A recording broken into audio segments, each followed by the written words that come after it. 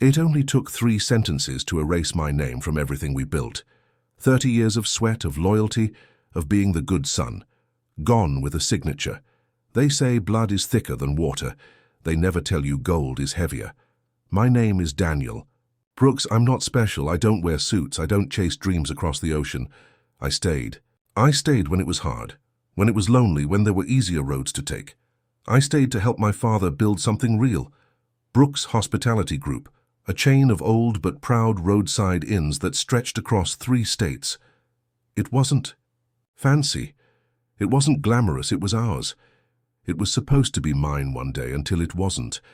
The day of the will reading, I walked into that stiff, soulless office like a man walking toward the gallows.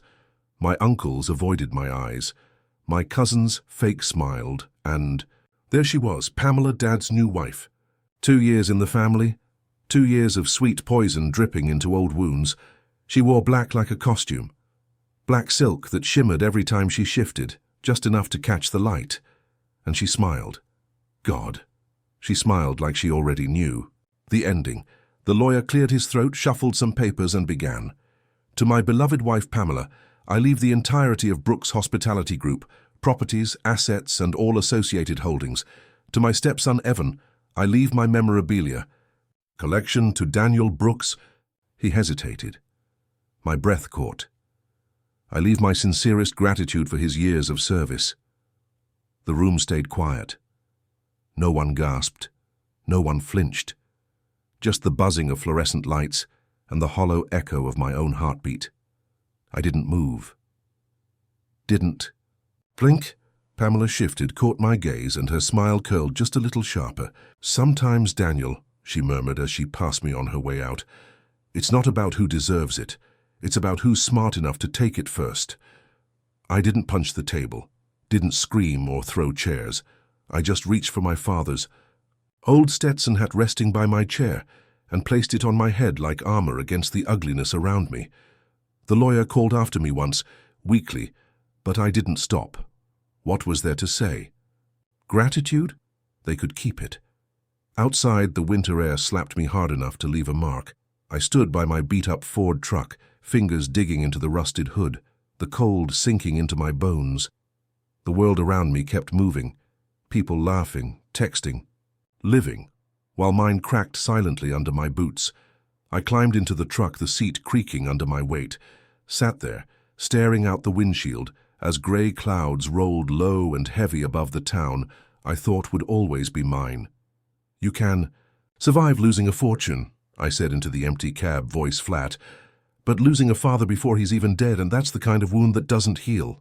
Driving home, the miles blurred into one long stretch of regret.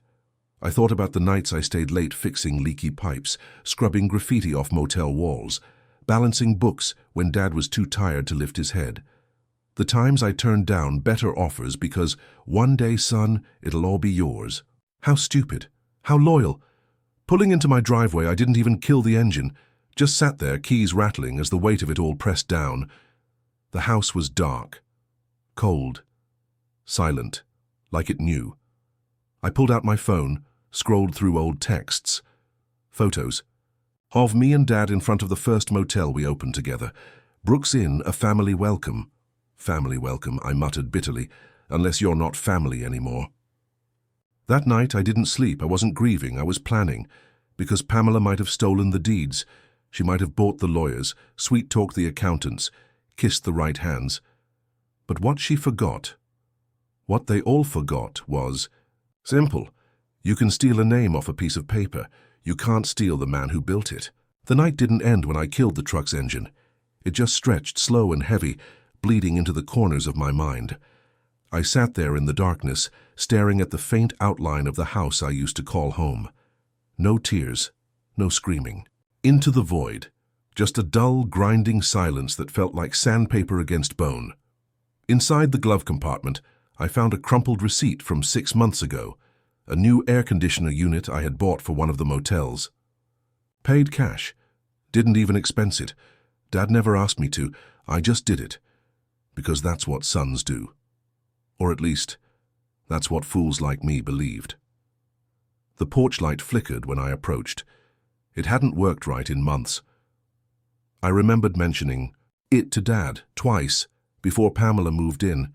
After she came, fixing a porch light didn't seem important anymore. I pushed open the front door.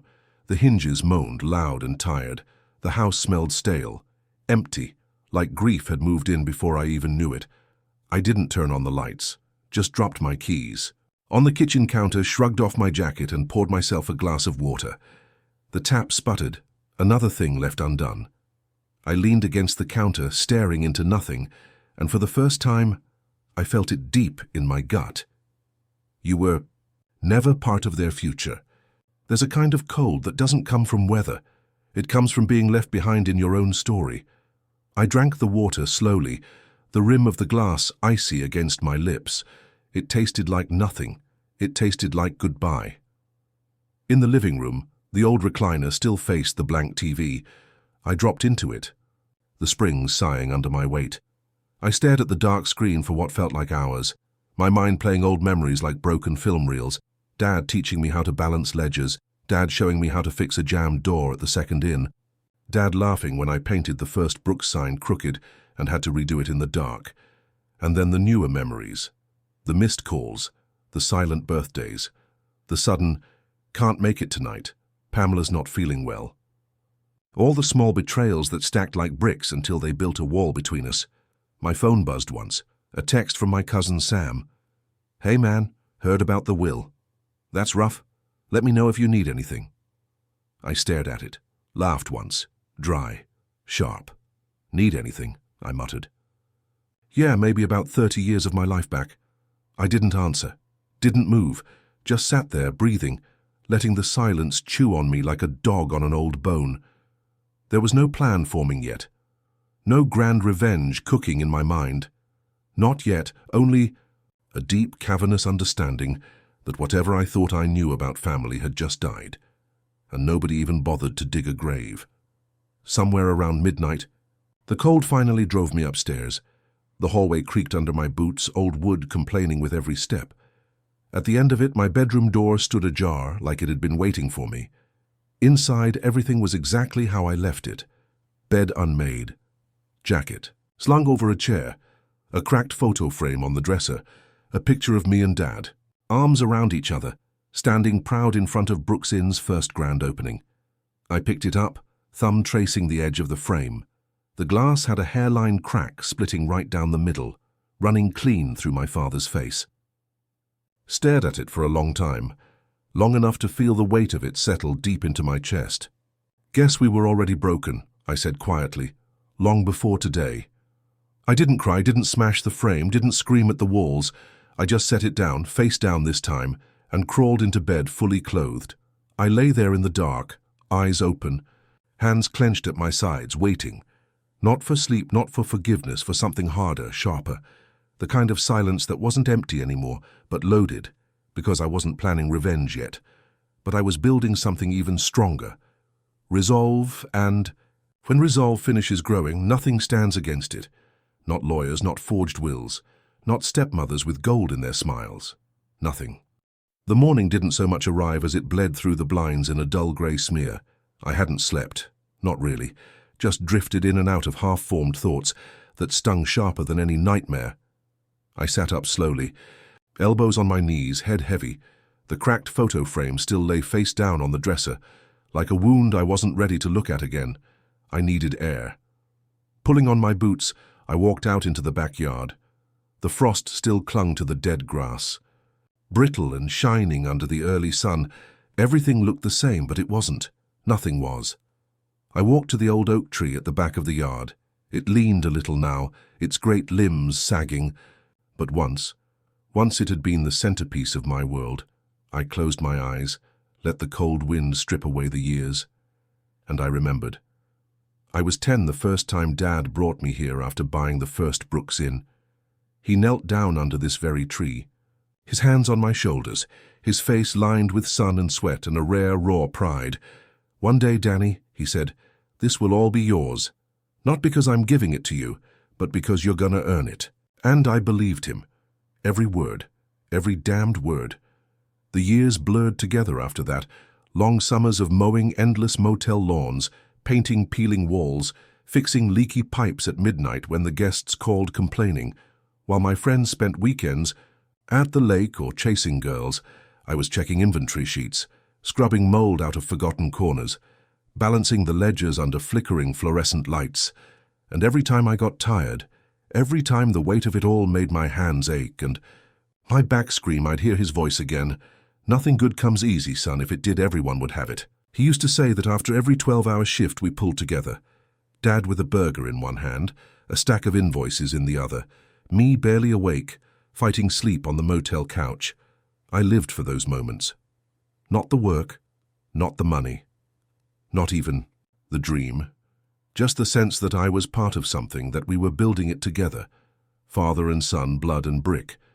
But somewhere along the way, the cracks started forming, small, almost invisible at first, missed birthdays, cancelled fishing trips, sudden weekends away with Pamela under the excuse of needing a break, and I let them slide. Because what's one missed birthday when you've got a lifetime ahead, right? Wrong. Standing under that oak tree now, the memories twisted in my chest like barbed wire. The promises he made weren't broken yesterday at the lawyer's office. They were breaking for years, quietly, piece by piece, and I hadn't even seen it coming. Or maybe I had. Maybe I just didn't want to look. "You saw the storm," I muttered to the empty backyard. "You just prayed it wouldn't hit you." The back door creaked open behind me. I turned, half expecting, half hoping to see my father standing there, gruff and awkward, maybe holding a cup of too strong coffee, ready to fix everything with a few clumsy words. But it was just the wind and silence, always the silence. I walked back to the house, boots crunching the frozen earth, feeling heavier than I had yesterday, heavier than any bad night of work or failure, or heartbreak ever made me feel. Inside, the kitchen smelled like dust and old coffee grounds. I sat at the table, hands wrapped around a chipped mug, and stared at nothing. There would be no apology, no letter explaining why, no last-minute reversal, just a man-shaped hole where my father used to be. And yet, even in the hollow of it all, a different kind of fire was starting to flicker. Not rage, not grief. Something colder, something sharper. "Are you built this life, Daniel?" I said to myself, voice steady. "And you can damn sure build something new, because if Pamela and her lawyers thought a few signatures could bury me, they were about to learn something important. The man who built the foundation always knows where the cracks are." And I wasn't done building yet. Not even close. The days after the will reading blurred together in a cold metallic fog. Everywhere I went in town, I could feel it. The pitying glances, the murmured conversations that stopped the moment I entered. A room. I wasn't Daniel Brooks, heir to the family business anymore. I was the fool who got erased. I kept thinking back over and over, trying to find the cracks, the moments where it had all started to shift. And the more I dug, the more I realized the truth had been staring me in the face all along. I just hadn't wanted to see it. It was small things at first, little details that didn't seem important on their own. Like the time Dad cancelled our yearly hunting trip, because Pamela had booked them a spa weekend instead. He didn't even tell me himself. I found out through a neighbor, or the sudden way the bookkeeping changed, how Pamela's name started popping up on company paperwork, first as a consultant, then as executive assistant, and finally, without fanfare, as partner. No announcement, no conversation. Just a quiet, subtle shift of power. "You don't lose a kingdom in one day," I muttered one night, staring at the papers I found tucked away in Dad's old office. "You lose it one silent signature at a time." I remembered one Christmas, maybe a year after Pamela married into the family. We're all gathered at the main inn, the one closest to town. I brought Dad a framed photo, the first Brooks Inn we ever built, side by side with the newest one. I thought he'd love it, thought it would remind him of where we started, of us. Instead, he barely glanced at it, said something about moving forward, not clinging to the past. Then he turned back to Pamela, who was laughing too loud at something Evan said. I stood there, holding that stupid wrapped frame in my hands, feeling about as important as a coat rack. Another time, Pamela suggested modernizing the inns, selling off the smaller properties, cutting out the older staff that had been loyal for decades. When I argued, Dad didn't even look at me. He just said, "Times change, Danny. Maybe you should too." It wasn't just business. It was in the way he stopped asking for my opinion, the way Sunday dinners got cancelled, rescheduled, forgotten altogether, the way Pamela started answering his phone for him. At first, I told myself he was just busy, tired, trying to make a new life. I told myself to be patient, to trust him. Because that's what sons do. Because blood is supposed to mean something, but blood means nothing when it's diluted by greed. Standing in the empty office now, looking at dusty ledgers and framed awards that didn't mean a damn thing anymore, I realized I hadn't lost my father at the lawyer's office. I'd been losing him for years. "For you don't see the knife until it's already in your back," I whispered to the silence. I flipped through the old accounting books, and there they were, the red flags I missed, memos authorizing Pamela's consultancy fees, withdrawals for luxury expenses listed under business development. Property transfers pending with her signature scribbled at the bottom, all signed off by Dad, all approved without a second thought. And yet, somehow, I was still surprised when they read the will, still hurt, still stupid enough to expect loyalty from people who couldn't even spell the word. I slammed the ledger shut, dust exploding into the stale air. My fists clenched so tight, my nails bit into my palms. But I didn't scream, didn't curse. There was no point. Anger was a luxury I couldn't afford anymore, because deep down, somewhere colder and harder than rage, a different realization had taken root. If they could rewrite the past without me, then maybe it was time I rewrote the future without them. And this time, there would be no signatures, no silent betrayals. No, looking away, only action, only precision, only justice, delivered one careful step at a time. By the time the sun dropped behind the tree line that evening, the weight in my chest had changed.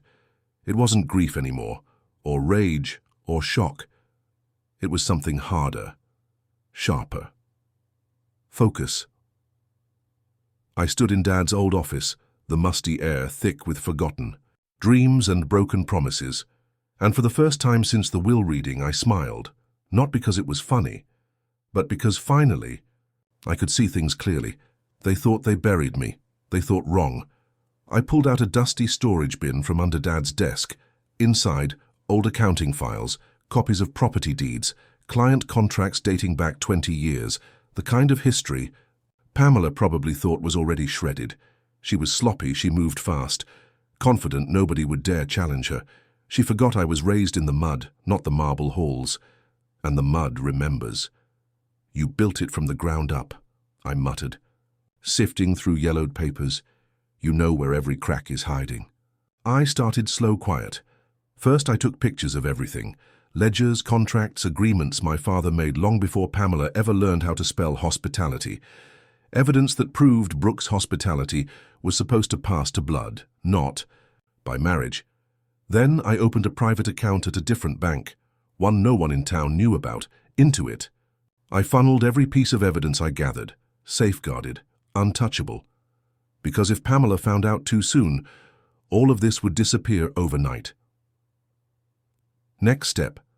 I contacted Mr. Harris, the oldest lawyer in the county, retired for a few years now, but sharp as broken glass. He was the man who helped Dad set up the original incorporation papers, before the new wife, before the whispers. When Harris answered my call, his voice rasped with suspicion until he heard my name. "George's boy," he said slowly. "Thought you'd call sooner." We met late that night in his cabin outside town. No lights, no paper trail, just 2 cups of burnt coffee and a plan whispered over old wood and older regrets.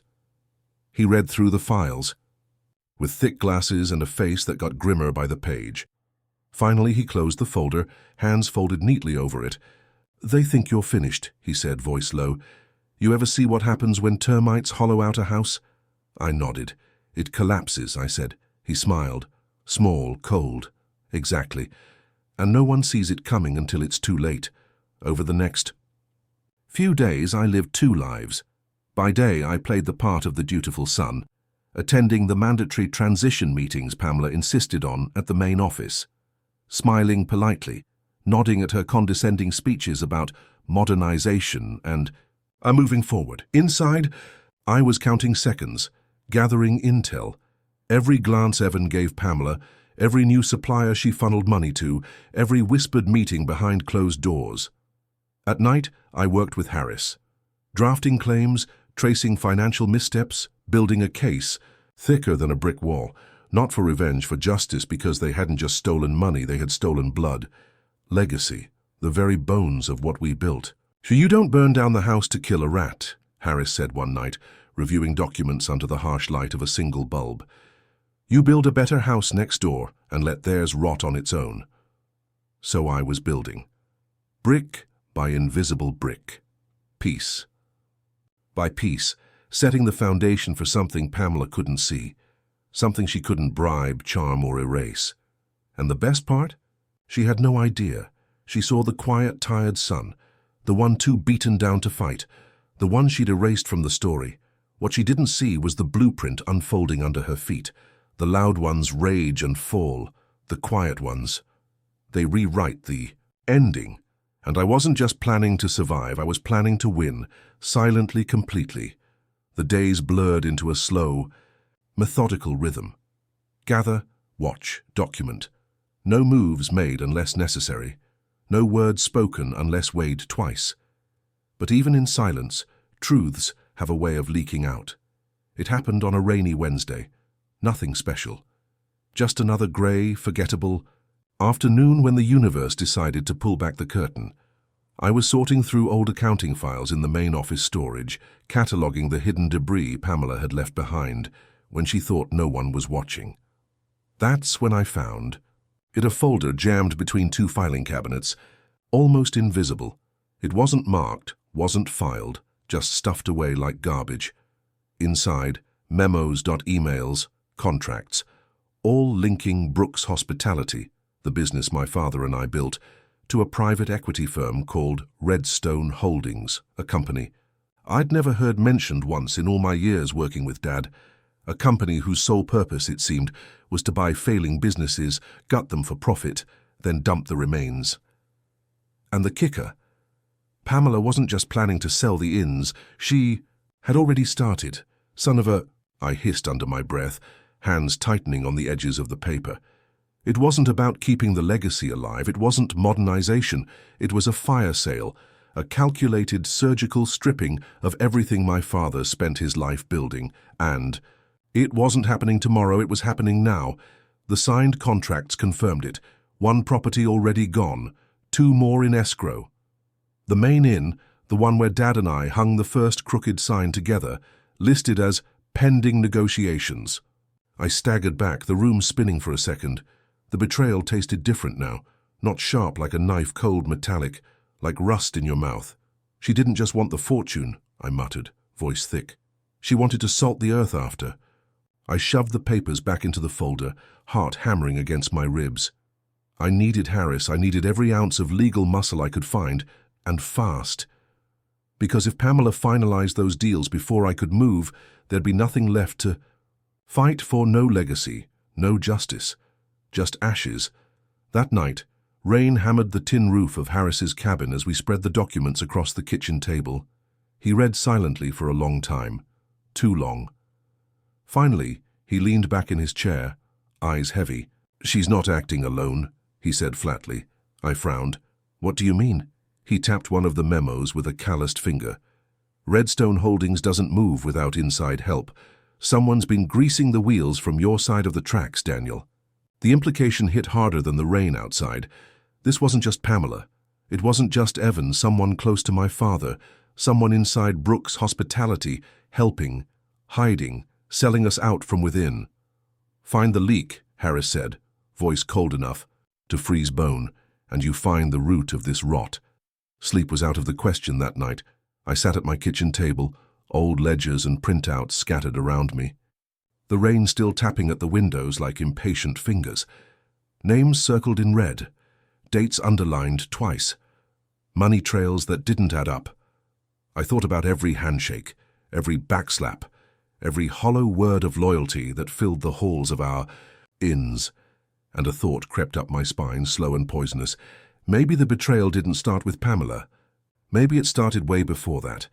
Maybe the rot had been growing while I was too busy patching leaky ceilings and fixing broken ice machines to notice. I stared at the wall clock ticking past midnight and made a silent promise to the empty room. I won't just fight for what's left. I'll rip the roots out no matter how deep they go. Because this wasn't about revenge anymore. It was about reclamation. And if they wanted a war, they just picked the wrong ghost to haunt. After that night, every move I made was with surgical precision. No wasted energy, no wasted words. I wasn't fighting a war. I was setting a trap. And traps, when done right, don't make noise. They just wait. First, I let Pamela think she had won. Played the fool, the beaten-down son, too broken to resist, too bitter to care. At meetings, I sat in the back, head low, nodded when spoken to, signed where they pointed. They thought I was finished. Perfect.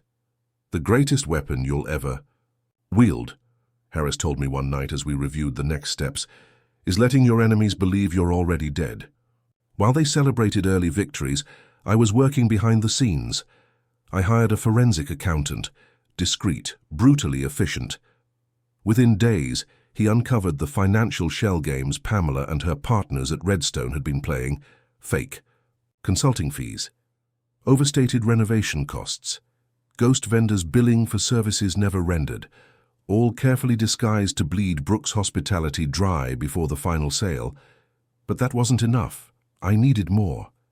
I needed them caught red-handed, not just with documents, but with intent. Words, agreements. Greed exposed in their own voices. So I wired the main office, discreetly, a tiny microphone hidden in the meeting room thermostat, another tucked into a decorative vase in Pamela's private office. 2 weeks later, my patience paid off. Pamela and Evan laughing too loud, gloating too openly, thinking they were safe. Their words spilled out like poison. By the time Daniel wakes up, Pamela giggled, we'll be sipping margaritas on a beach in Cabo. Evan snorted. Hell, by then, he'll probably be cleaning motel bathrooms for us. And then, the final nail. Pamela, voice dripping with venom. Old. George was too sentimental to do what needed to be done. We're not making that mistake. I played that recording back later that night, alone in my truck under the pale glow of a streetlight. It didn't hurt. Not anymore. It confirmed everything. I already knew. They were parasites, and parasites don't deserve mercy. Harris filed the preliminary injunction the next morning, quietly, an emergency motion to freeze all sales and transfers involving Brooks Hospitality assets, signed by a sympathetic judge, an old family friend who remembered the man my father used to be. Pamela didn't even see it coming. 2 days later, the trap snapped shut. Pamela, Evan, and a handful of Redstone executives sat in the main conference room, wineglasses raised, laughing over early contracts. The front door slammed open. Deputy marshals flooded in, flanking Harris, orders in hand. Seizure. Warrants issued. Every file, every computer, every transaction frozen pending investigation. The look on Pamela's face. Priceless. She tried to stand, tried to argue. Harris simply dropped the recorded transcripts on the table in front of her. Pamela paled. Evan cursed under his breath, hands already reaching for a lawyer's number. But it was too late. The walls had closed in. The story was already written. The moment you think you're untouchable, I whispered under my breath, is the moment you fall the hardest. I didn't say a word, didn't gloat, didn't smirk. I just stood by the door, arms folded, watching the empire. They thought they stole crumble into dust around them. Outside, the sky was a perfect cloudless blue. Fitting. It was a good day to bury the past. And the best part? They still didn't know everything, because Pamela and Evan thought the worst was over. They thought a few frozen accounts, a little public embarrassment, would be the end. They didn't realize the real reckoning hadn't even started yet. Justice, I said, turning away from the courthouse steps, doesn't come with a warning shot, it comes with a hammer. And mine was just getting warmed up. The wheels of justice don't always turn fast, but when they move, they grind everything in their path into dust. And that week, they moved. The headlines hit the local papers first. Brooks' hospitality scandal, fraud, embezzlement, and betrayal. Pamela's picture splashed across the front page, a frozen half-smile that now looked like a mask cracking under pressure. The town buzzed with whispers. The same people who once toasted her at charity galas now crossed the street to avoid being seen near her. Evan got hit first. An emergency audit revealed he had funneled over $300,000 in fake consulting fees through a shell company registered under a fake address. When the sheriff's deputies showed up at his apartment, he tried to claim ignorance, blamed Pamela, blamed Redstone, blamed anyone but himself. Didn't matter. The handcuffs still clicked around his wrists the same way. Pamela thought she could lawyer her way out. She hired the best firm in the city, held press conferences, tried to paint herself as a misunderstood widow, just trying to honor George's legacy. But the evidence was overwhelming. Emails, wire transfers, voice recordings. Every lie she told unraveled like a cheap sweater under a match. I sat in the back of the courtroom the day they arraigned her. No fancy suit, no entourage, just me, a silent witness to her fall. She wore a navy blue dress, pearl earrings, hair done just right, but none of it could hide the desperation clinging to her like smoke. When the charges were read aloud, wire fraud, conspiracy to defraud, misappropriation of company assets, she didn't flinch. Not until the judge denied bail.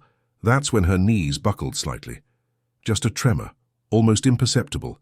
But I saw it, and in that tiny, shattered second, I knew. The queen you crown with stolen gold will always drown when the river rises. Harris sat beside me, arms folded, a small grim smile tugging at the corner of his mouth. "Told you termites don't survive the flood," he murmured. I just nodded. No celebration, no smugness, only a deep, final kind of satisfaction. Outside the courthouse, reporters swarmed, microphones shoved into faces, cameras flashing, questions flying like wasps. I kept walking, kept my head down. No interviews, no statements. My fight wasn't for headlines. It was for something purer, something Pamela would never understand. Honor. By the end of the month, Redstone Holdings pulled. Out of all pending deals, all property sales frozen indefinitely, the Brooks Hospitality Group placed under independent court-appointed management until the investigation closed. The empire they tried to steal returned to its rightful hands, piece by piece, brick by brick. It wouldn't be easy to rebuild. Some things were broken beyond simple repair, but it would be mine, earned, not inherited. One night, weeks later, I walked through the halls of the EC, main-in.empty.quiet, echoing with the ghosts of every memory stitched into its old walls. I ran my fingers along the railing. Dad and I had varnished together one sticky summer afternoon when he still called me partner and meant it. I closed my eyes, let the past wash over me, not to mourn it, to bury it properly. At the reception desk, the same worn bell still sat, tarnished, bent slightly to one side. I smiled, picked it up and rang it once. A sharp, clear sound that cut through the stillness. "Not for them," I said softly, setting the bell back down. "But for me. Because revenge doesn't heal old wounds. But sometimes it stitches up the worst ones just enough that you can stand again, walk forward again, breathe again. Pamela would rot in a cell, Evan would rot in debt and disgrace. And me, I would rebuild, without fanfare, without applause, just a man, a name and the stubborn fire they couldn't extinguish, because some legacies aren't written in ink or gold, they're carved in bone, and I was still standing. The hardest part about getting justice isn't the fight. It's knowing when to walk away, when to stop bleeding for people who wouldn't even notice if you disappeared. A week after Pamela's bail was denied, I stood on the front steps of the main inn, staring at the town stretched out before me. Same streets, same crooked lampposts, same tired smiles from the old-timers at the diner across the road. Everything looked the same, but nothing felt the same. And maybe that was the point. Harris met me at the curb, his old Chevy idling behind him. He didn't say much, just offered a small nod. We both knew what today meant. Not victory, closure, the kind you don't celebrate, the kind you survive. Inside the office, the court-appointed manager handed me a final stack of paperwork. He gave a rehearsed little speech about restoration plans, public image repairs, rebuilding trust. I nodded when appropriate, shook the right hands, signed where needed. Formalities. Ghosts of the world they tried to control. None of it mattered. What mattered was the key he placed on the desk, old, tarnished, stamped with the number 1, the master key to Brooks' hospitality. The key they had tried to bury. I picked it up slowly, feeling its weight settle into my palm like a final heartbeat. This isn't a victory, I said aloud, mostly to myself. It's a resurrection. I didn't stay for coffee, didn't take a tour of what was left, didn't bask in the applause no one was offering. I walked back outside, the cool morning air slapping me awake. At the edge of the lot, Harris leaned against his truck, watching. He lifted a hand in silent salute as I approached. "You did what you came to do," he said simply. I nodded. "Not enough to fix what's gone," I murmured, "but enough to make peace with it." We didn't say goodbye. Men like us don't need to. Some debts aren't paid with words, they're paid with the quiet, brutal work of setting things right. I climbed into my own truck, the engine rattling to life beneath my hands, tossed the master key onto the passenger seat, where it clattered against the worn leather. I didn't look back as I pulled onto the highway. Didn't glance in the rearview mirror. Didn't replay old conversations or imagine what could have been. Those ghosts could keep the past. I was done carrying their coffins. The road stretched out before me, endless and open. Miles of cracked asphalt, rusting fences, forgotten fields. A better canvas than any courtroom victory, a better future than any blood-stained fortune. I didn't have a map. Didn't have a destination. Didn't need one. Because for the first time in a long time, the weight on my chest wasn't grief or rage or betrayal. It was possibility. Sometimes you don't rebuild on the same ground that broke you, I said quietly to the empty cab. Sometimes you leave it behind and build somewhere the rot can't reach. The sun rose higher, burning away the last traces of night, painting the road in golden fire. I rolled the window down, let the wind rip through the cab, tearing away everything I didn't need anymore. Old loyalties, old lies, old promises whispered. Over too many lost years, all of it gone. At a crossroads 20 miles out of town, I slowed the truck, let the engine idle. 2 signs, one pointing back toward Brooks County, one pointing west, toward nothing I could name. I didn't hesitate, I turned west, smiling. Because some victories aren't loud.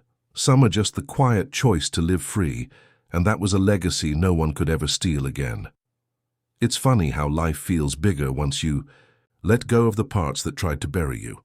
3 months after I left Brooks County, I found myself in a small town no one bothered to name properly.